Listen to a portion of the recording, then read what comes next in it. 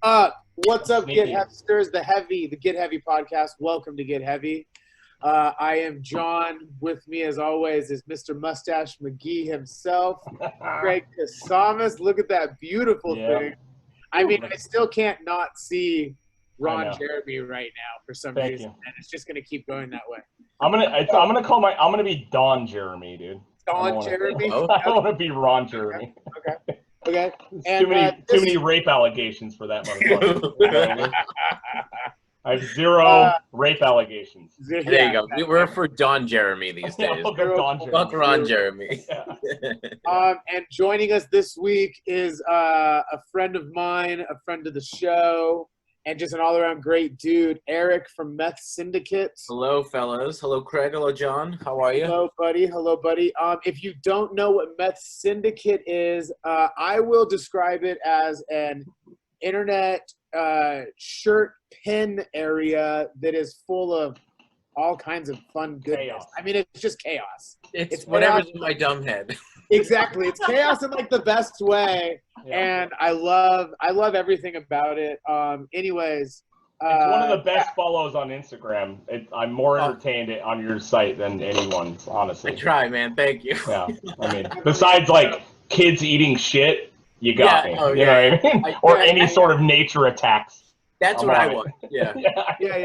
Yeah. So anyways, stoked to have Eric on. He is a great dude, and welcome. Hello.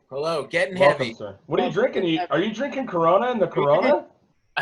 Isn't that fucked up? But this is so horrible. What a terrible thing to say to start off. But these are 90 calories, and I'm on a diet. That's right. And I'm like, if I'm doing a podcast, I'm having a couple of beers, but I'm on a diet. So here we are with the Corona premiere. Look at we're all. It's. So you got look at, exactly hold right. Hold up your You beer. fucking assholes. Hold up your beer. Hold up your beer. Yeah, hold it up. Great. We got the 90-calorie It's beer. fucking ladies' night. Soda. These are the Zimas of the fucking late Oh man, of 2020. We're the Zima. Welcome to the Zima of podcasts. Yeah. Oh my god. So Eric, so Methsyndicate. You have had Methsyndicate for a while. Give me a beginning of it. Give me a quick little beginning, something we can talk about. The beginning. Okay, so I've had it since 2012. Okay. So a long fucking time. It's been 8 years as an idea. As soon as Instagram. Hold on. Look at your dog, dude. Your dog is literally not your dog. John's dog is. I don't have a dog. Her ass along the carpet while you're My talking. dog was ass sliding across the carpet as you were talking. I look for my dog that I don't have, which is weird. I know. Eric, like, the hell's What's going he on? doing? Hey man, your dog might identify as a cat, or your cat might identify as. I think it's the Corona premieres, honestly. The Corona premieres. Yeah. Okay, All so right, anyways, start again. sorry to interrupt, but Don't worry. dog ass thing was going on. Who gives a shit? 2012. Yeah, I just I sang for a band in my 20s and like would just design fucking dumb t-shirts for the bands. That's like I think we all have that in us or did that at some point in our lives. And then just after a while I was like, "Oh, I'm just going to make some funny t-shirts and like sell them at the merch table." And that was pretty much it. The thing that set it off though was I put it on Instagram the year that Instagram started. So the idea of being able to run a business off of this one app was foreign. It didn't exist yet. Right. And being there that long and early on kind of helped us. Without me, I was clueless. I'm a fucking idiot, dude. I didn't know. But we were there first, doing it first, and getting all this momentum going. It didn't pop off until probably, like 3 or 4 years ago when it became my full-time job. But it just turned into me like posting dumb shirts that I made. And then just thinking like Facebook, like my friends are going to come see this and laugh and they're going to come over to my house and buy one off of me for $15 and we're going to have some beers. Burped already. And then I realized that like strangers are coming to my page because strangers don't come to my Facebook and ask me things. It's all your friends. Right. So I started getting tons of strangers come and I'm like, who the fuck cares? Like what? It's weird that people I don't know are coming here, not even thinking you're kind of onto something. And from there, I just, it's had its ups and downs, but it's really fun, to be honest. I love doing it. I love working and whatever. I mean, So you mentioned you sang in a hardcore band or something. Where are you from? Where did you grow up? I'm from Boston, Massachusetts. Oh so, shit! All right. Yeah, so I grew up in the thick of all the crazy good shit. Me and John have had many long nights talking about it, but it's very yeah. I saw most of the amazing things that happened in Boston in that era. Because I'm 35 now, so late 90s, early 2000s, I was there. Yeah, you're just old enough to be there, essentially, right? Yeah, Yeah. We used to tour through there. I'm at a loss. The band that we would play with every time we went there, and they're from Newton, bunch of psychos. You know what I mean? They weren't like the Converges or the name escapes me, but I'll remember it. But yeah, Newton. What band? Was from Newton. Yeah, it definitely was Anal. I know. We can't forget that one. Yeah, I wouldn't forget that shit. What was the band that you sung for? I mean, so I sang for this band called The Confrontation. There's this metalcore band called Unbroken Wings from Massachusetts. So it's three of those dudes and me and my other punk rock friend kind of, took some two punk rock dudes or more hardcore dudes and mixed them up with metal. And we made 3 albums. It was fun. We honestly didn't do much, but I had the times of my lives playing with those dudes and pretty much, I don't know. It was fun. It's on Spotify and Amazon and all that. Yeah. You guys want to listen to it. I sing, I yell in it.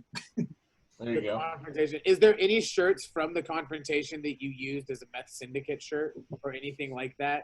Or you had an idea, or where you were like, "Oh my god, we did this great Confrontation shirt." I actually not directly because the Confrontation merch sucked really bad because we were trying to be like tough and it was just like embarrassing. A band like the Confrontation out of Boston was trying to be tough. Exactly right. Like surrounded by all the meanest dudes. I have our first CD on my desk and it's got guns on it.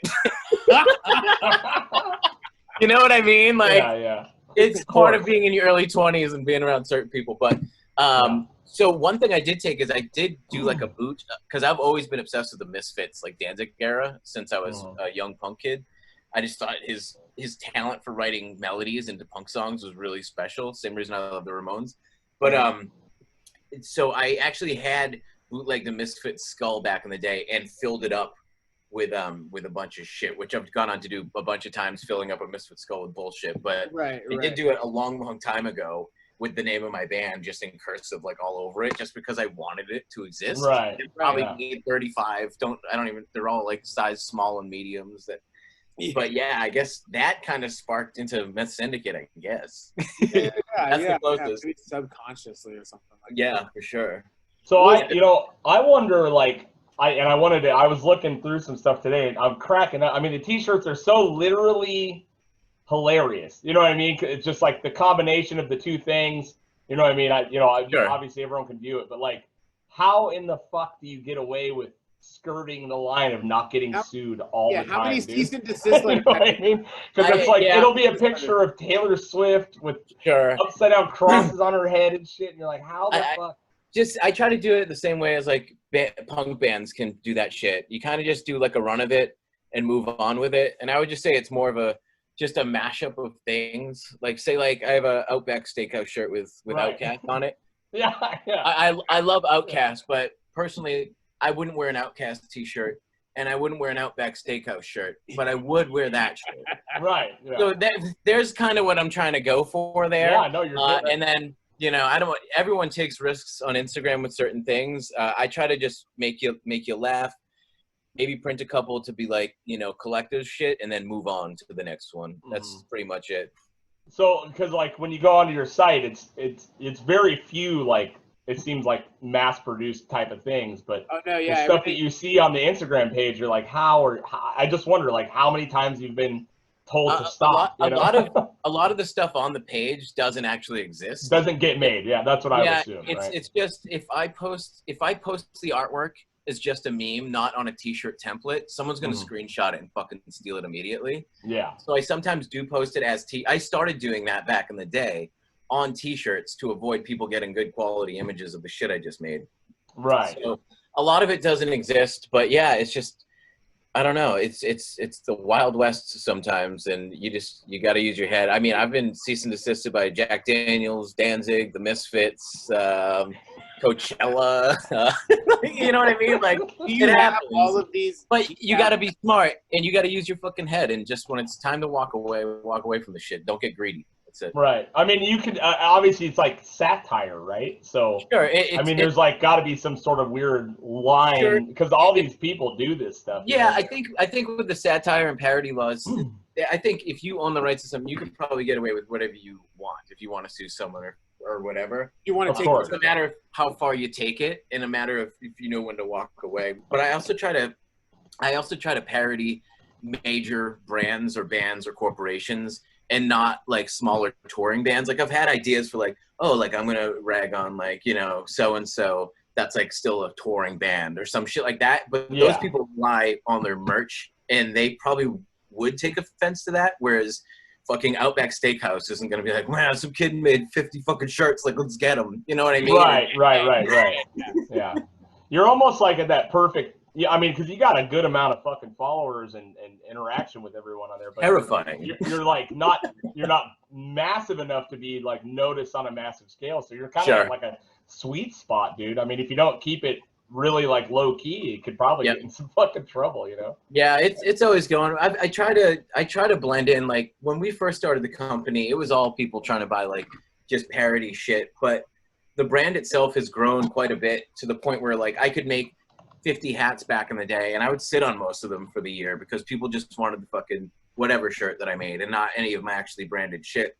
But it's been years and years, and I've developed relationships with all these people, and people love to support the brand now. Like last week I put out a shirt that was just fucking shrimp on it, and my god, it fucking crushed. But I can't get in trouble for shrimp.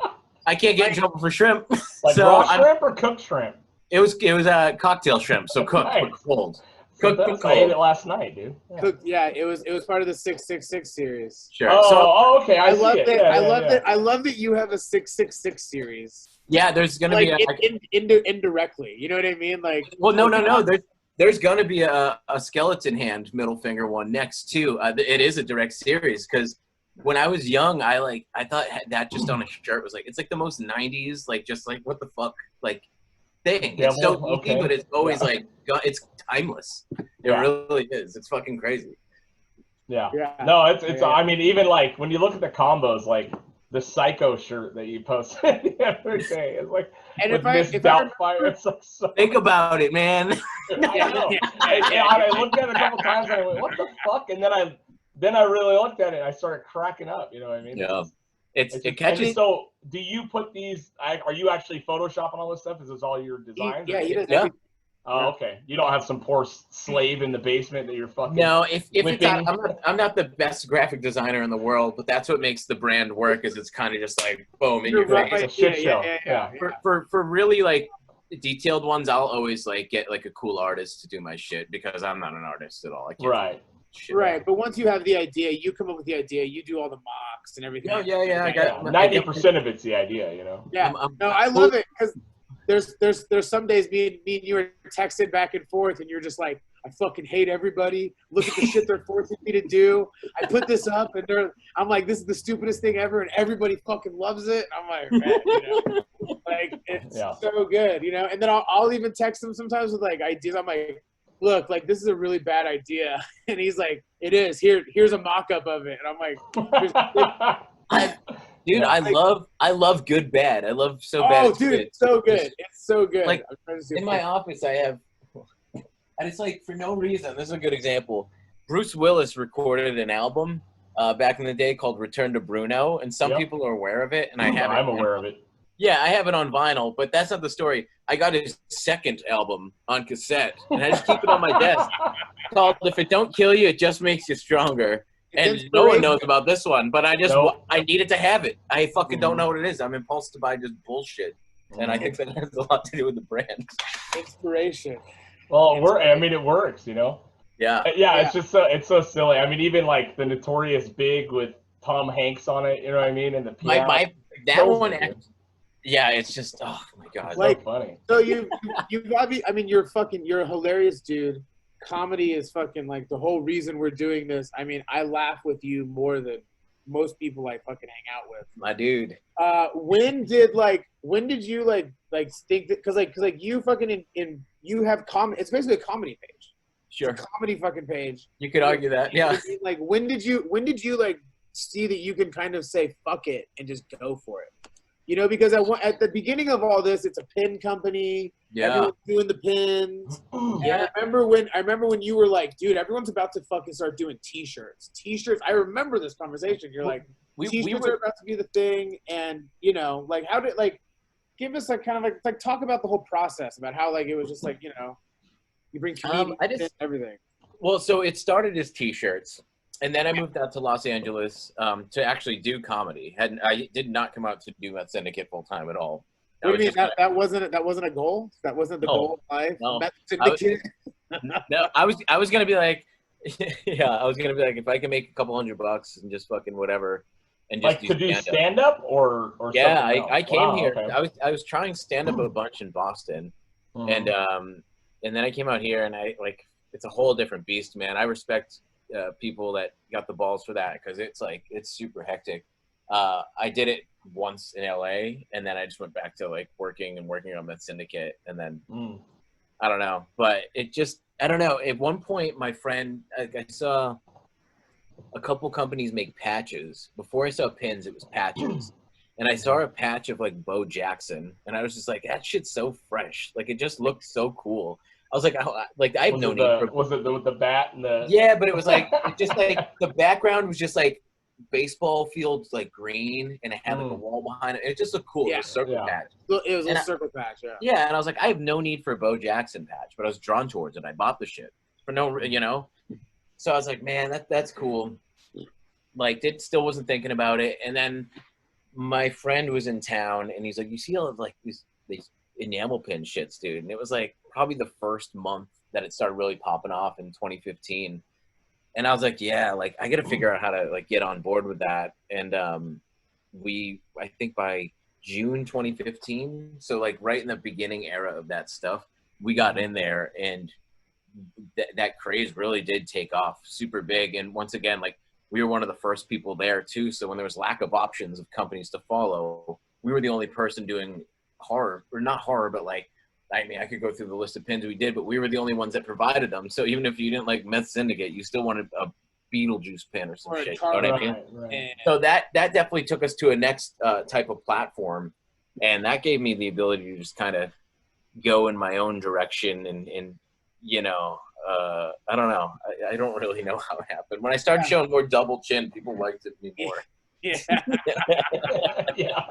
Well, it just goes to show you that when you are able to focus on what you like and what entertains you, you know, it's like I listen to a lot of podcasts, right? And everyone always talks about like, you know, when you got a network involved or people telling you what to do, you're constantly fighting with your own decisions, right? But you're one of those examples of the people that like, on paper, this doesn't work at all. You know what I mean? Like it's if you were to go to a company or a pitch or someone and go, yeah, dude, I have a fucking picture of, you know, a Dick Tracy logo on that chick that was holding the gun. Like, I was like, what the fuck? Like, what you know, but it works because you've made your own fucking lane, you know, and that's, I think it's what's amazing about the internet. It provides that avenue, you know what I mean? It's incredible, man. There's it's so funny, man. Talent out there. And it's good to see people that, not me, but just like people that have that raw talent now have a chance at it, man. Like, it doesn't give everyone a chance, but it gives a lot of people a fucking shot at something, you know, or to be seen. It took me fucking years and years and years of being told I sucked. You know what I mean? But it paid off. You know, I think one of my favorite things about your page too is the interactiveness that you do with people. Sure. I mean, I come from punk rock and I just like it. I just view people as peers. I don't see there's any need to fucking like, especially because I'm making T-shirts. It doesn't matter that I have a bunch of followers. It's about T-shirts. Who gives a shit? Yeah. I didn't write the world's greatest song. You know? Right. No, you made a fucking Danzig. You made a Misfits T-shirt with Franz. Yeah, with the Franz. Yeah. I'm not reinventing the wheel here. I could be nice to people. Yeah, right. Well, it just, you know, it pops out. It's just so fucking funny, man. Yeah, it gets overwhelming sometimes, but I try to be as nice as possible. So being a kid from Boston, you moved out to LA. What was the first thing you did when you got to LA that was such a person from Boston would do moving to LA? Oh my God, I'm trying to think. I mean, like, you know, you like to do. I love you because you're like me. We like to just like experience shit and go do shit. Yeah. You know what I mean? So like, did you go to the Hollywood sign? Did you go? Oh, dude, I went to the Hollywood sign before I even got to my new apartment. I drove across the country, and we stopped at the Hollywood sign on my way to fucking take a fucking Instagram photo. Can you believe that? And then headed to the new apartment that wasn't ready. We had to wait 2 more weeks. Oh fuck! We slept on my friend's couch, dude. I thought she was gonna break up with me. Yeah. Well, I figured the most Boston thing you could do is just drive down Sunset and call everyone pussies on the street. Yeah, I'm like, nice haircut. Nice haircut. Nice wicked fucking haircut. Where'd you learn how to park? Nice haircut. Nice fucking haircut. Yeah. That's great. What was the first show you saw when you moved to LA? Let's talk some bands shit. Okay, first show I went to when I got to LA, the very first one I went to was at Los Globos, which doesn't do shows anymore, but it was Twitching Tongues, Nomads, and Code Orange. I was at that show. Yeah. I probably didn't meet you. I met you pretty early on, so probably not till a couple months later, but me and our mutual friend Mark were friends on Instagram, and I was waiting in line for a beer, and he's like, Eric? I was like, Mark? Yeah. That's how we met at that show, dude. Was that the show when Mike punched a guy in the face? I've seen Mike punch a face in a bunch of shows. Punch people in the face. Yeah. I want to say that was the show, whatever, but yeah. It was downstairs is all I know. I went to a couple shows at that place before it went away, and then yeah. So the Boston scene is notoriously fucking violent, right? So when you come from Boston and you know what to expect at a show in Boston, and I'm not saying every show's like that, but you know, I mean, people are absolutely. fucking. I do know what you mean. You know what I mean? But when you come to a show in LA, what were your first thoughts about like the crowd and how they act? You know what I mean? It's I like the Circle Pit was new, obviously, but that's like old news. I'm old. I know that people in the West Coast, I've toured in California, like I've seen it before. I wasn't like culture shocked, but the camaraderie between people was a little bit nicer. Not with me, but outside looking in, people seem to be having a better time with each other instead of like trying to impress each other. Trying to karate kick each other's fucking heads off. You know, it's that fucking that beefcake attitude. You don't want to let people see you with your guard down, and I get that, but I'm fucking old and soft these days. I need California punks. California punks is where it's at. It's like, hey, like, come on. I'm like, all right, all right. Come on. I mean, a bunch of that. Boston punks are like, in their third marriage. Yeah. They're so bitter. Pissed off at the world. So bitter. And I love it because that's like punk rock, dude. But yeah. Like that's where it comes from. Anger. Yeah. I lived through the winters. I know the feeling. I was fucking very angry before I moved to California. Man, I remember like a few times because I have family out in New Hampshire, and a few times I went to go like live out there, and the winter would hit, and I would be like, nope, fuck no. How the fuck do people live like this? This is ridiculous. I don't care if I sound like a pussy. Fuck y'all, I'm out. I have a photo. It's actually on my Instagram of me like at a bus stop ripping a butt, and it's like 3 feet of snow, and it's like I'm fucking moving to California, and after that I did. It was like that night. I was so cold. I made a conscious decision that evening to move. Right. Yeah, just like fuck. And I bet it's a lot. Like I bet a lot of people make that. I'm fucking out of here, bro. I'm leaving, and you know what I mean. And then they never, no one ever does it. You know, constantly. It's ridiculous. People move to California. It's very rare, unless you're going to go to a very like state, Oregon, Washington, that you're moving out of California. You know what I mean? Oh yeah, absolutely. Yeah. I have friends that have been telling me for 15 years they're going to move to Ventura. Mm-hmm. Every house I move into, they're like, "Oh man, like I'm telling you, we're coming this year," and I'm like, "All right, okay." I've gone to going away parties, and the person still didn't leave. Yeah, literally. Like I didn't even have a going away party when I left the town that I grew up in. Like I'm like, no, you just go away. Just go away. Just go away. Yeah, that's the no goodbye is the best way to do that shit, dude. The Irish goodbye, the Boston way. So that's right. Yeah, just gone. So one of the strangest things about Meth Syndicate that I've actually never asked you about, that I've never gotten the full story on. Ooh, I can't wait. What the fuck is up with Guy Fieri? Okay. Oh, I have a question. What makes Guy Fieri the most important chef in our lifetime? The hair gel. I mean, I love everything about it. No, I literally seek out Guy Fieri places because of you whenever I'm in towns. Yeah. Like, if we're like near something, I'm like, well, we could go walk by this Guy Fieri place and I can take a picture of it or something. I had some cookbooks in my desk. I mean, what made you want to be the sergeant at arms of Flavortown? It's like, man, he totally fit in with that, like, kind of digging on new metal humor. Like, he's he's the spiky hair, the flames, the eyebrow ring, and it was the exact guy that tells you I love metal, and then you go, yeah. It's just watching, because I'll watch his shows. I really don't mind them. Yeah. But like, he'd always be like, sounds like a Metallica song. You'd be like, what the fuck are you talking about? Close. So like it was kind of low hanging fruit, just easy to rag on, bullshit like that. But then I met him and he was like the coolest, nicest person, and I like forever I'm just like, oh no, he's the man. I'll like defend him. Yeah. Is he aware? I never shit on him. I just there's a video. There's a video of them meeting him with the flag. Oh, okay. Fucking Guy Fieri comes over. Dude, I have it on my wall. Yeah. Grab it. Let me see if I can even like maybe. Well, there's the flag behind here. Yes, I see the flag. Yeah. But then the shirt I was wearing at the time, and he signed it. But dude, I didn't ask him to sign it. He just leaned into me with a marker and wrote up my shirt. I was kind of like, yo. Dude, that's a legit move right there. I know. I'm coming back. Yeah. So obviously, when it comes to Guy Fieri, can you deal with Gordon Ramsay or? I love Hell's Kitchen. I was like a big fan of the Food Network. I am a big fan of the Food Network. Robert Irvine.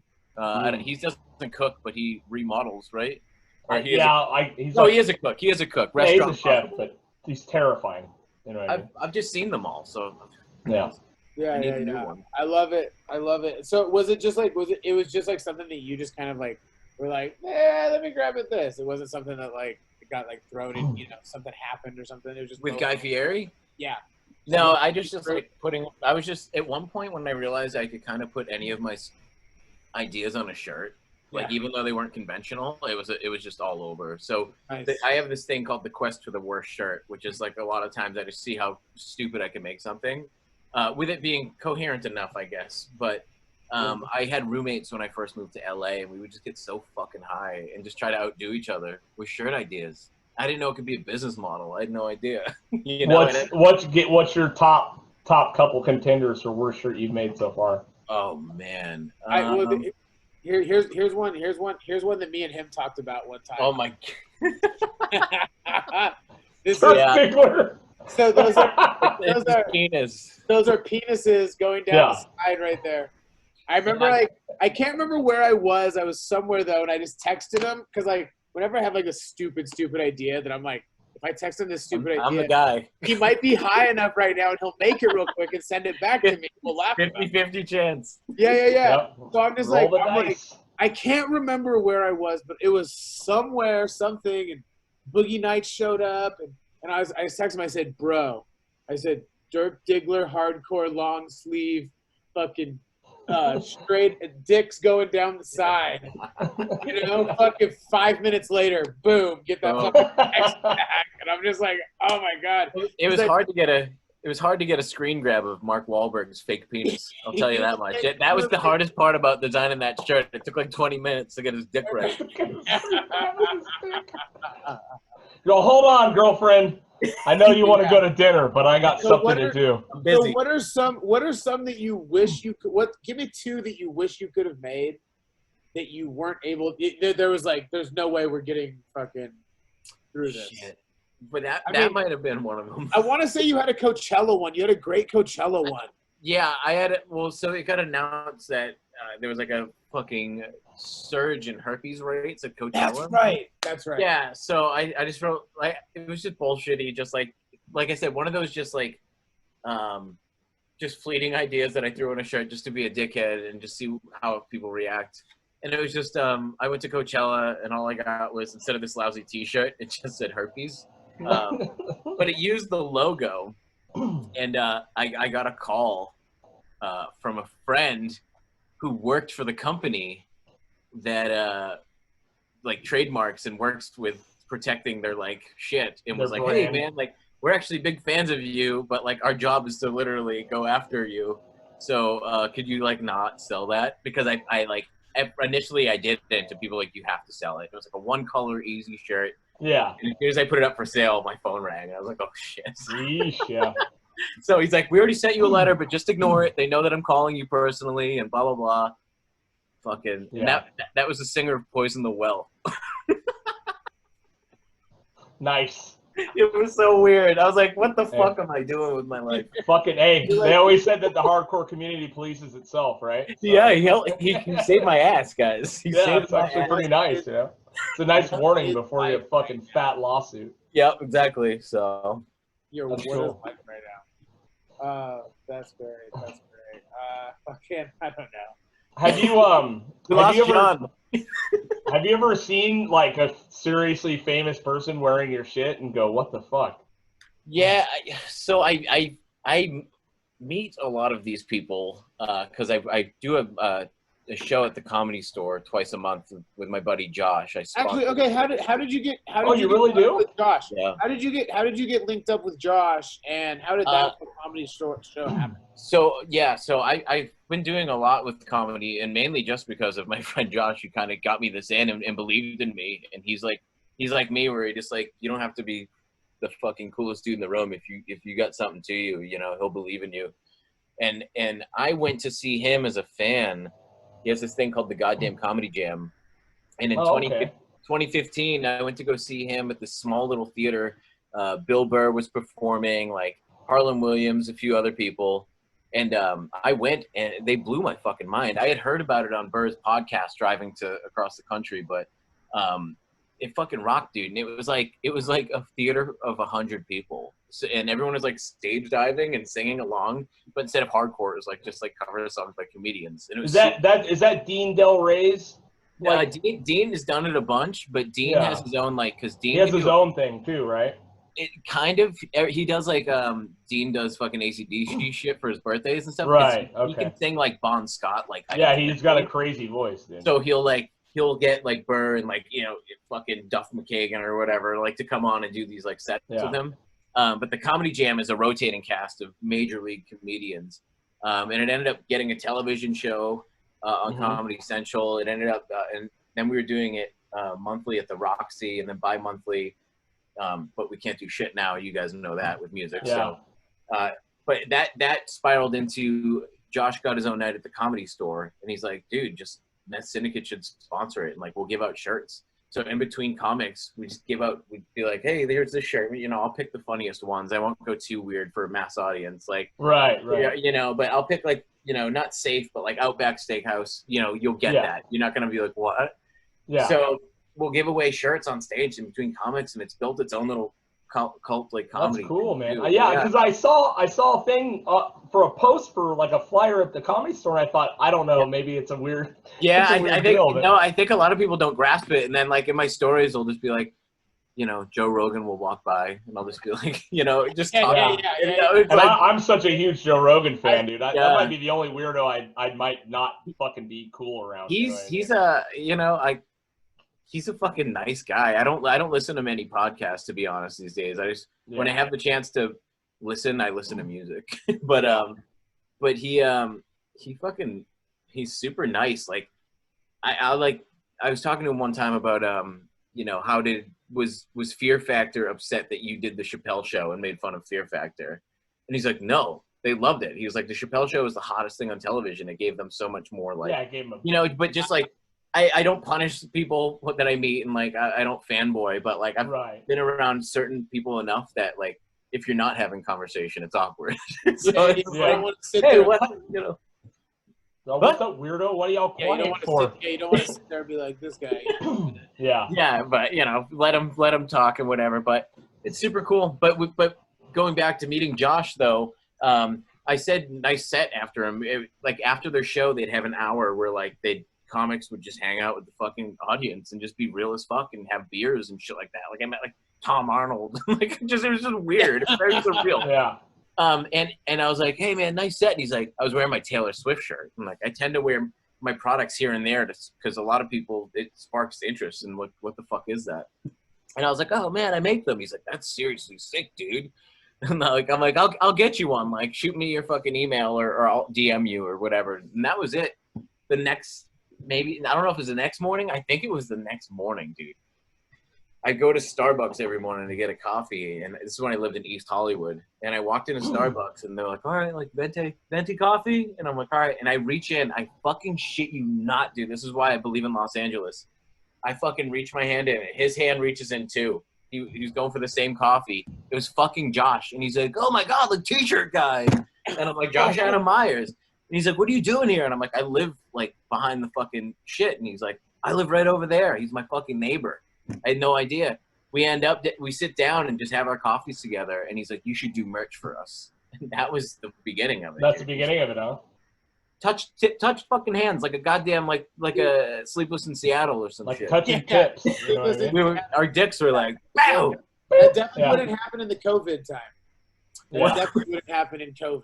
See, yeah, magic doesn't happen in COVID That time. doesn't happen in COVID. I mean, So- that is the power of LA and Southern California. I go, are you fucking smirking at me? Can't even see your mouth. Are you smirking at me? I can't tell what your face is doing. I can't tell you. Yeah, you have no fucking mask on. You have no Yeah. fucking mask on. Yeah. No, I did something. I told a joke. I did something in the store the other day, and someone said something funny, and I smiled, but I had a mask on. It's nothing. And then she just looked at me, and I looked at her, and I go, I'm actually smiling. It was pretty funny. It's so awkward. Yeah, I hate it. I was like, thanks, Trader Joe's. Beep, boop, like out of the fuck, you're like, dude, I Yeah, think you this can is yell- such a shit show. You can yell like penis in Target, and no one will fucking. You can just walk around with nothing happens. That's kind of. I mean, I thought, if you would have ever told me as a kid you could walk into a bank dressed like a fucking ninja, you know what I mean? Like, Unbelievable. and it would be okay. Like, I'd be like, how? You know what I mean? I'm Dr. Giggles for Halloween every day. Yeah. Yeah, it's weird, man. Okay, so did you guys see the news about that guy that got sliced up in fucking New York City, the tech CEO? No. I Did you hear let's about hear it. this? Holy shit. Okay, so in New York, there was a tech CEO, and he basically got found dismembered in his apartment, decapitated, completely sliced up in bags in his apartment. Jesus. The video shows a guy dressed all in black, wearing a mask, follow him into the elevator, and then when the elevator opens on the 7th floor, the victim falls out of it. No way. And then they think that the guy took him into his apartment, and then they found an electric saw, and the guy cut him up. Jesus. Serial killers are thriving in this climate, dude. I mean, you So can't, his name's can't identify him. Fahim The thing is, like, Saleh Yeah. or something? Yeah. Yeah. Holy shit, man. yeah, some tech CEO guy. Anyways, I wonder if he knew Epstein. he got completely sliced up. But the thing is, they're like, yeah, we got video of the guy, But but that he's He's wearing got a a mask. fucking mask on. He's Yeah. wearing a mask. At least he's trying to At least he's protect wearing a everyone mask. from Hey, COVID. at least he's not trying to. At least he's not trying to he might as well be goddamn Jigsaw at that point. That's crazy, dude. That's so fucked up. I mean, like, I was like, dude, yeah, serial killers are gonna thrive in this industry. Yeah. You think Good that for they'll them. be? You think that what would a horror character be that comes out of this? The A fucking one with a surgical mask. That's it. yeah, Just some guy. Exactly. How do we find this guy? Surgical mask. Yeah, let's stop talking about it because we're gonna make this movie. I know. Yeah, there you go. Yeah. Exactly. So with the obviously you did this comedy show over there. Obviously the comedy store's still like absolutely struggling trying to figure out how to reopen, right? Yeah, I've been following them. I know that they opened the patio and stuff, but I mean it's not looking like anything's happening over there for a while, right? No, I saw like inside, and it was like kind of set up for social distance viewing, but until they can do something with the city, it's just no bueno. Yeah. But they screened Kill Tony on the wall out back on Monday. I saw that. And Yeah. people could watch it out there, and that's something, dude. And especially if people are buying $10 beers, you know, at least someone's getting some some sort of entertainment. money, you know. Support them. Yeah. So you have a connection to the hard times. I write for the hard times. You write for the hard times. You write for the hard times. How did you get caught up with that? How did that shrapnel happen? The co-founder of the Hard Times is actually a friend of mine from the hardcore scene, and we have, you know, been friends on Facebook or whatever, and life goes on, and you know, at one point we were like, hey man, like, you're killing it, and he's like, yeah, you're killing it too, you're really funny, and like, you're really funny. He's like, all right, and we, you know, we started talking a lot, and he added me to the writer's room. And, you know, you just kind of pitch in there and just throw shit against the wall and see what sticks, as, you know, people see what's funny or whatever. Do you actually do it like on video, or do you like in a... No. We have like thing? a group Facebook actually. Oh, crazy. But he ended up moving to LA, and I see him quite often. He's the man, but we've known each other since we were like 18. Right. How many articles have you been able to put up on there? So I'm more busy than a lot of the contributors, and I'm not necessarily, I'm very good at pitching and throwing in jokes, but I'm not the most well-crafted writer. I wouldn't call myself a journalist. A lot of those people, like you're more the headline guy. Like, here's a headline. Sure, and it will take me way longer to actually write something than someone who does it all day. Right. Some people have the mind for that, and they just edit. Fucking Bill, luckily, will edit the shit out of mine and make it coherent because he understands my humor. He understands what you're meant. But I do it less. I've done. I don't know. I fucking don't know at this point, but shit. Probably like, I've only probably done like a dozen or so. Yeah. Articles. I think my favorite one is lint rolling your anal cut shirt. Yeah, that one, just by chance, there's a book, a Hard Times book. And that one, I don't know what page it's on. I'm not that. Don't act like it's not marked. Don't act like it's not bookmarked. I wish I did. Now this is embarrassing. I wish I was just a little bit more conceited. I would have my own picture. There it is.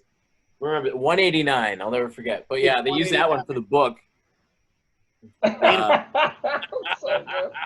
Yeah, which makes me a published model now. So every time some girl tells me she's a published model, I go, no, that's me. No, hold on. Also, I'm in a book. Yeah, everyone goes like, yo, one of these people are published models. Oh Lord. Oh my God. So have you? I mean, obviously, LA's still a shit show, right? I mean, have you? Yeah. How's life? How's life right now, dude? How's life in the fucking same for you? It's like going to Universal Studios and all the rides are closed. It's just boring. It sucks. Yeah. Yeah. I moved, like I said, I moved out a little bit just so I could go out and like not be like in the thick of it because like, I don't know, it's getting gross and people are staying in and the trash is building up and like, I don't know, I have like the Citizen app and it's just like every fucking day it's like, oh, guy with knife, guy with fucking gun, blah blah blah blah blah, and like it's super amazing living in Hollywood, but like all the appeal was just gone and just fucking, it sucks. But you can't really complain because it's the whole world. So right. Yeah, but I mean, your world operates online, most of it, right? Besides having to drive down to the comedy store and do the random. Sure. Yeah, I'm extremely lucky. Yeah, that's pretty amazing, you know. Yeah, I was like, you know, we don't know how long this shit's gonna last. For a moment, I entertained renting a house in Vegas for the year, just to like go desolate and just like have like a yard and a pool and shit like that. But I'm like, it just seems too crazy to move back and forth like that. Yeah, because you'll have to move. Because I don't want to stay there. I want to be back when it reopens. Like I don't want to live in Las Vegas. I want to go there. See, you could move somewhere better than that. You could move to like. Well, no, dude, you should see the fucking rent prices, dog. Yeah, like, I could have a mansion for what I pay for a fucking apartment. The problem is when you move back to LA, it's going to be 4 times the amount. Is when you left. I know, like I got to lock it down now. I don't know because I think a lot of people are gonna be gone from LA. Go to the suburbs and shit. I think a lot of people. You're gonna see a big mass exodus. You're gonna see a big flight of people just kind of people that were kind of hanging on with like, you know, people that might have started a family and that were like, oh, like I'm not gonna live my life like that anymore. Oh, I'm gonna do this thing, and then now it's like, why the fuck are we paying all this money to literally live inside of our house? Yeah, you know, and like when you have a family. And you're trying to fucking like bet, you know what I mean? Like move in that direction. Oh you know? yeah. Oh, Like, absolutely. There's if no I was way. single, if I mean if I was single, if I fucking didn't have kids, I could fucking live in a closet. You know? Yeah, for sure, for sure. You know, I could live in a fucking closet. Yeah, I So- think a lot of the punk rock in us could, just do fucking closet and takeout and touring, and that's just it. But yeah. yeah, if I didn't have Rebecca, I don't fucking know what I'd be doing. I'd be fucking in trouble. Oh my god, yeah. And so she's like obviously your partner in crime, right? Sure, she's cool. I'm so lucky she's my fiance now. We're gonna get married next year. Oh, hence the Corona fucking the Corona light. Yeah, exactly. Trying to get in slim down for that tuxedo. I don't want those buttons to pop. Right. Yeah, no, she's the shit, man. She's such a funny chick and like my best friend. So we do a lot of fun stuff together, and she puts up with my shit because I'm a space shot half the time. So it's like be in the other room like yelling or something. And she's like, "You okay?" And I'm like, "Yep." Good. Just barely holding on. You guys are definitely relationship goal type people. You know what I mean? Oh, you guys got a great thing going. So we're both strong personalities too, so we go at it a lot, but we always. Oh yeah. I'm sure there's some tense times up in there. No, it's. You know But we call each other motherfuckers and be like, okay. Yeah, exactly. At least when you can go like, hey, look, sorry, motherfucker, that I was being a motherfucker back there. Yeah, you know it's not my fault. You're a bitch. You stop being such a bitch, I'll stop being such a dickhead. That's just you know what I mean? Yeah. And then she goes like, well, you are a dickhead and I am a bitch. I'm sorry about that. Okay, let's move forward, you know? That's it, man. All you can do. I'm sure she'd be stoked to hear this conversation right now. Oh, God. She's heard way worse. Yeah. Yeah, she's heard. And she says way worse. Yeah. So your veto flag back there, I can't stop staring at it. Do you ever get super stoned and try to stare at it like Dan Aykroyd and see? I do. I've done that. I've done that a lot of times, John. Yeah. We actually have a Vigo connection because my first band used his opening statement for our record opening. You know what I mean? Yeah, we called it Season of Evil. Yeah, the Rat's first record was called Season of Evil, and because I really love that fucking quote. Yeah. I love that quote. Season of Evil. Yeah, totally, man. And then we start the record. You know what I mean? So I've God. always loved that. I've never gotten that picture, but I've always thought about getting it. You know? Yeah, I always wanted one, and there was no way to get it. So they they made like painted replicas. Mm-hmm. I was always broke. My buddy, who was pretty successful, had one, and I was like, "That's so cool." And I was like, "Someday I'll get one." And I'm buying this for like $11. Nice. Buying the flag for $11. Well, I made them, so I got you got. I got them wholesale, But initially, I made one sample, and I think to get one made was like $30. It was pretty cheap. And then I like posted it a bunch of people like, "Are you gonna sell those?" And I was like, "It's really not Meth Syndicate related. It's kind of just a giant Vigo flag." But Right. if you want the opportunity, I guess it's rude of me not to. So Right. I guess let's buy it. Let's sell them. Yeah. sell a couple. Oh my God, so good, so good. So one of my favorite things though that you do as well, as far as with interacting with the fans, is like your contest of like limited shit. Like Yes. you make one of something. What has been probably your most sought after item? Because I would think it's the face-off shoes. Yeah. Oh yeah. Like, I mean, you know what I mean? Like Craig, do you know what we're talking about? The face-off. No, I haven't shoes? seen it. I'll look it up though. Yeah. I saw the No, Tiger King. we can see him in the flesh. Please, Hold on. please Oh, bring him over. look at that blanket he made. Look at Craig. Look behind him. That's a blanket. I was looking at it. He made that blanket. You got that blanket. They're all beat up because I actually wore them, but I just made these shoes with John Travolta. They're so like dude, look at the tread. Is just Yeah. You actually wear them. Yeah. Oh my God. There's So dog you shit on you them. had bands make them? Is that? Yeah. That's amazing, dude. Besides that, I mean, there's definitely ones that I've won and done, and people like every day are like, "Give me that one, give me that one."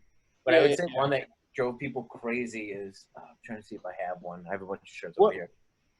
Okay, yeah. It was the Grateful Dead Steely, and it just said Chili's in the head, but it was on like a really flamboyant tie dye, and I made him for like an hour, or sold him for an hour, and got rid of it, and people like are really upset about that one, and I'm not gonna remake them.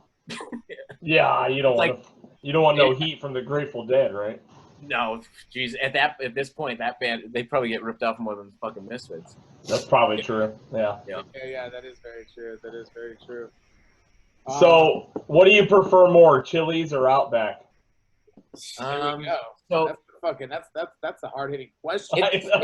It's tough. It's tough. So I don't eat red meat or pork, but I used to when I would. So make you're fun a Chili's guy then? So no, I don't know. Awesome Blossom, or you know? Yeah, that's what I'm saying. Like, it's like, do you want a bloomin' onion or an awesome blossom? Is really what it comes down to. It's really who has the better dipping sauce. It's true. You know?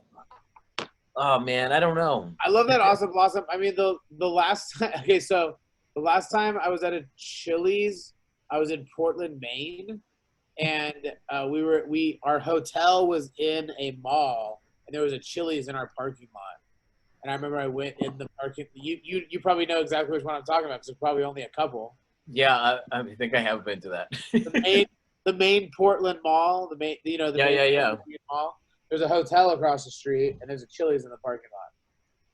But I drank like I love the $4 margaritas from Chili's. So I love trash drinks, dude. It's so fun.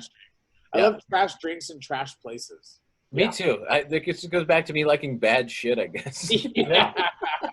Well, because you always got a Chili's reference or an Outback reference or something. I think the idea of chain restaurants is silly, but not fast food necessarily. Like chain restaurants. Like you're gonna sit down with your family here, and you're gonna have like a fucking $2 apple martini and like some weird burger that's like 3,000 calories. It's great. Yeah. And not only that, when I go out of this state, I want that same exact fucking meal. It might be engraved in my head from touring. It might be some subconscious shit, dude. I don't fucking know. Dude, I'm telling you, if you guys were eating at Chili's or Outback on tour, you're fucking killing it. I know. Yeah, that's what it's like it was like. Wasn't even an option. I do a different kind of touring than you guys. You know what I'm saying? Yeah. I was mostly stealing from Roy Rogers because they were heat lamp burgers. We stay in Comfort Inns on our days off. Lucky. I sleep on the floor. You know? Yeah. No, I know. I steal from Walmart. Fucking go for it. Yeah. Keep it punk as fuck, Craig, dude. Craig, me and Craig used to tour together, and Craig was like, we'd go like, oh, let's go to fucking Walmart or whatever to get like, basic essentials. And Craig would literally just like walk through. And like we're in like Walmart. We're in like but we're in like Spokane, Washington. My thing was always like, look, we're on tour. I'm not trying to get fucking arrested. Yeah, I get that. Anything, you know what I mean? Like, look. And the money goes to bail. Yeah. Yeah, exactly. Was it worth the Snickers? So I'd be walking through shopping. I'm looking at a jacket. Craig comes walking through, grabs the jacket, puts it on. All right. We're looking at pillows. I'm like, throw a pillow in my basket. Craig comes by, grabs a pillow, puts it under his arm. I go into the checkout line. I'm in the checkout line. I'm like paying for my shit. All of a sudden I see Craig walking by with a jacket on, pillow under his fucking shit, just like just walks out. I'm like, this fucking guy. You know what I mean? You're just mad. You had to spend your money. Yeah, I'm a firm believer in like moral thievery, dude. You know what I mean? It's with those companies, man. If and I've said it before, but if you see me in Target, don't talk to me, dude. I'm fucking busy. I'm busy stealing something, dude. I got shit to do, and you might get fucking busted. I've walked out with full carts of beer. I've walked out, you know what I mean? Like, I stole a fucking stand-up mirror, like a 5-foot stand-up mirror, in the cart, dude. You know what I mean? It's just half of it is just knowing like you watched yourself steal. Yeah, I can leave my own body. You know what I mean? And watch myself. Hey, this is me stealing. But I'm like real moral. Like I won't mom and pop. You don't steal from mom and pop. You fucking fuck up Starbucks or whatever. They're all fucking insured. All the loss prevention is insured. I used to work at this little tiny record store in Ventura called Wild Planet, and there was a Starbucks on the corner. You know what I mean? And the downtown is developing, right? So we would sell stink bombs, but I would only sell them to kids that would film throwing them in Starbucks. And so, Oh my God. like these kids are going to come in. I go, hey, I'll give you a pack for free if you go bomb out that Starbucks right now. You're and sadistic. It was for weeks. And finally, they came in and told the owner, like, dude, can you please stop selling these? Because they're killing our fucking store. You'd walk by and there'd be 35 people standing outside, like all pissed because they can't get their coffee. They're so gross. Oh, they're so nasty. But like, I would catch people stealing from Wild Planet, and it pissed me off because the owner's an incredible dude. You know what I mean? Like, and so I would literally like, I'd pin a kid up against the wall and be like, you stupid motherfucker, go to Target. Go to Walmart. You don't steal it wasn't the stealing part. You know what I mean? That pissed me off. Yeah. It was like I'm handing out life lessons like it's some sort of You don't do that. You don't steal from independence. Yeah, and I'd rip the fucking, like, this kid came in one time and bought 2 posters, and I mean, he bought like a Bruce Lee poster and a Pulp Fiction poster, right? Like, and then he's like, oh, I'm gonna check it. I'm gonna walk around. I'm like, all right, buddy, I know what you're doing. After he bought the posters? Yeah, after he buys the posters. Oh, you thought that was like a cloak? Like, yeah, you'll never suspect me. Back to the posters, right? And I'm watching him like, he's gonna try it, dude. He's gonna try it. So then he grabs 2 more posters, you know what I mean? Because he thinks I'm a moron and I can't tell the difference between 2 and 4. And he fucking beelines out the door, dude. And so I catch him like 3 stores down, and I like literally I pin him up against the thing, give him the whole speech about, if you're gonna fucking steal, you dumb fuck, you steal from this. And then I took all of his posters. Oh, brilliant! Like, I paid for those too. I was like, well, life lessons, buddy. You know, you just fucking walk back. Life lessons, you know. But yeah, dude, the thievery is it's a beautiful thing, man. So what I want to know is, so you went to the Guns N' Roses show at the Troubadour? Yep. You stood in line. We're going to get a beer. Yeah, go get a beer. You stood in line from like early morning. Was that show? How was Axl at that show? I want to know. What was Axl like? He hold on here. Like he sounded great, but it was the Troubadour, so the PA was loud. A lot of the like Axl Rose is it's interesting because he if he can't hit a high part, he can always go to his voice. So he always has a backup, so he doesn't like botch shit if he can't hit the note because he's fucking. It's not like a Motley Crue. Like, yeah, I mean, he sounds better than fucking Vince Neil these days. Yeah, that's terrible, dude. I think that the power of what was going on, I don't even know if I fully.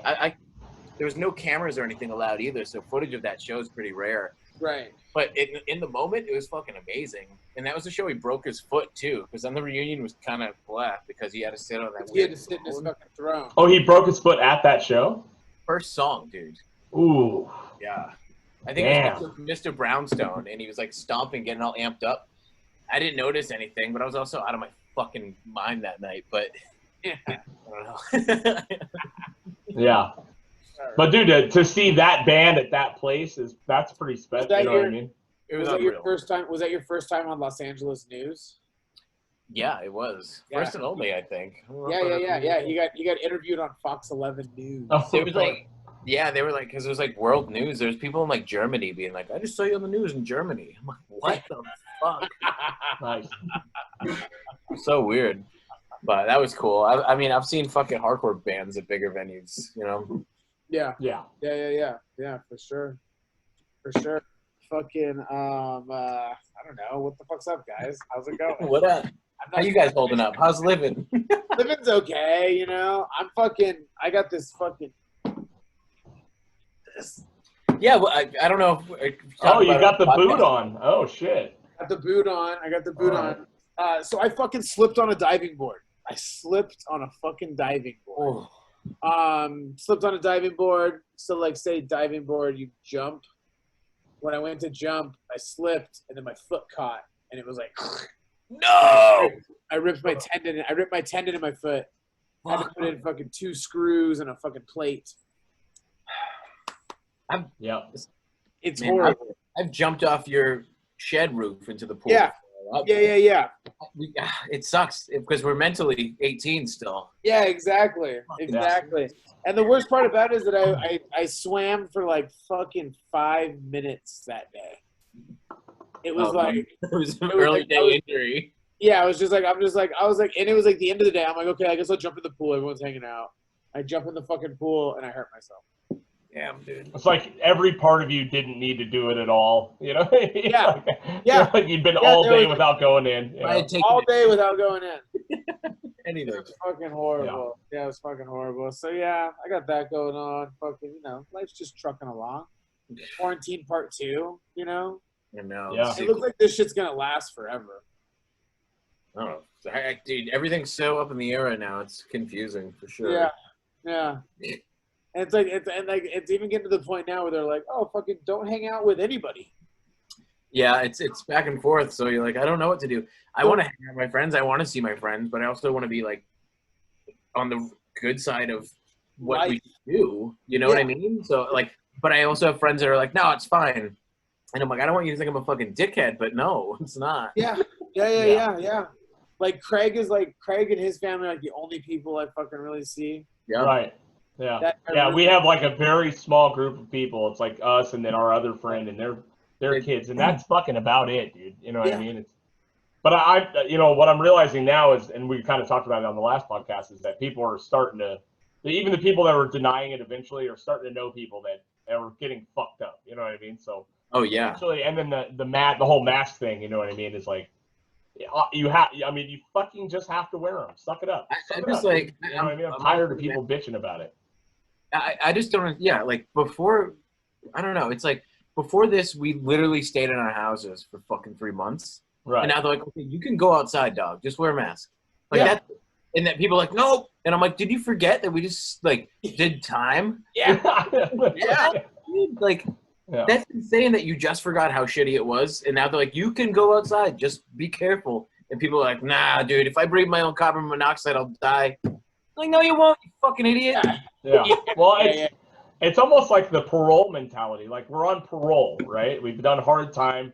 We're on parole. Some of us are fucking with it. Some of us are straight up violators, buddy. You know what I mean? You would think that all these people would have had more sympathy for doctors all this time, Right. Like, man, a doctor has to wear a mask for 6 hours for some surgeries. Right. How can they breathe? You know what I mean? Like they breathe fine. Yeah, they breathe fine. It's uncomfortable sometimes if you're doing shit, but like, what a small price to pay to.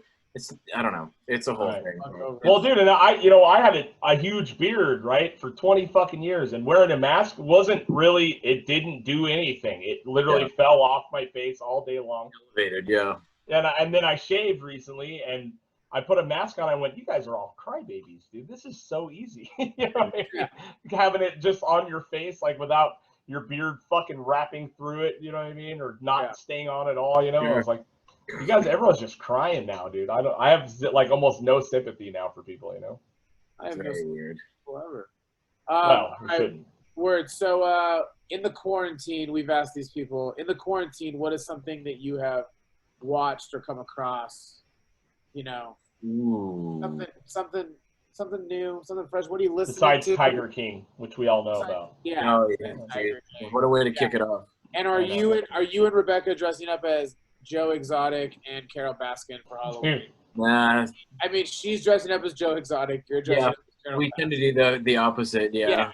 Last year she was Lou Bega and I was Mambo number 5. Nice. Yeah, that was so good. Awesome, man. I'm trying. Oh man, what have I been listening to? Nothing. Anything new that's come out? Has anything new come out?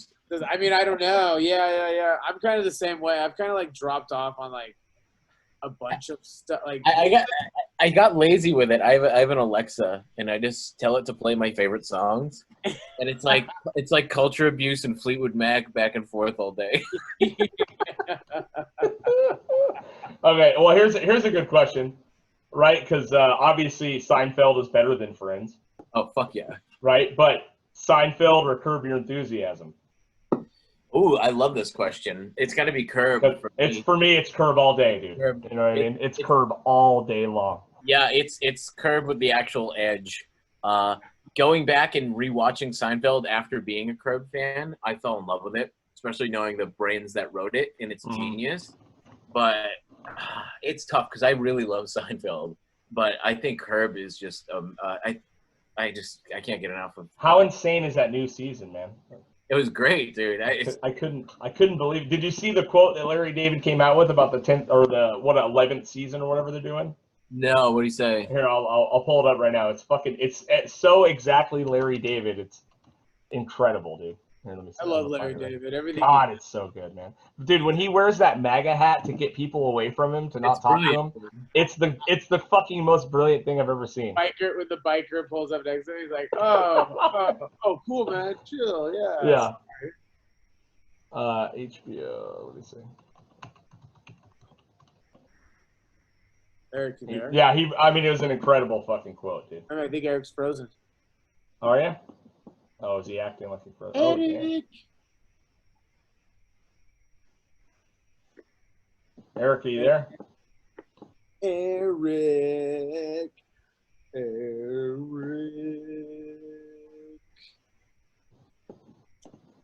Uh-oh. He froze. Damn, dog. Yeah. That's our first actual, like, freezing on this thing. It's the first freeze. Right? Oh, and he just hung up, dude. He said, battery died, restarting. Wait, hold on. All right. Hold on here. Here. Nice. Battery died. I like. He didn't have his laptop plugged in. Dude, so good. May I run? Anyway, all right. Let's pause it. We'll come back. Yeah. We'll be able to. Dude, I have a MacBook Pro from 2012. Look The battery life. And he's back. Ooh. Yeah, you're actually the first person that we've lost on one of these.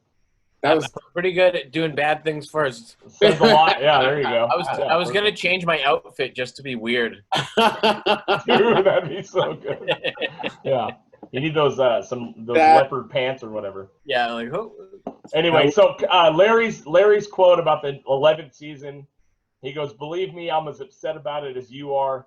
One day I can only hope HBO will come to their senses and grant me the cancellation I so richly deserve." I love that attitude. That's great. Perfectly crafted, dude. You know what so I mean? good. Anyway, so good. yeah, Curb's the best, dude. It kills me, dude. I love it, man. Fuck, man. Such an awesome dude. Yeah, incredible. I mean, yeah. I mean, I think we fucking pretty much hit our shit. I mean, got anything you want to promote besides obviously Methsyndicate? I mean, and that too. You know, anything that people should know about? What should the people know? What should the people know about? What do you want to let the people know? I don't know. I'm an open book. Yeah, check out Methsyndicate. Support local punk rock bands. Yeah. I don't know. Yeah, I don't know. Like, what's it gonna say on your statue that I make in my backyard when you're like looking like this?